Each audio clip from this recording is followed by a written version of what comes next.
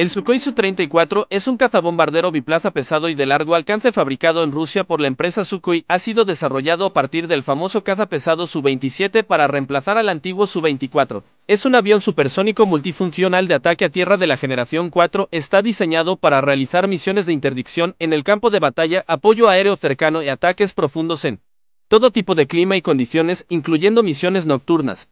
Se basa en la célula del Su-27, pero con un rediseño significativo. Destaca por su cabina biplaza ensanchada, donde el piloto y el navegante operador de armas se sientan lado a lado.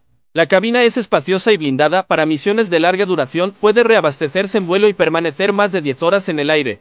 Es un avión grande y pesado pero de alta maniobrabilidad. Está equipado con tecnología moderna. En la cabina, control de vuelo digital por cables y navegación satelital GPS, más variedad de bomba como las FEB500, FEB1500, FEB3000.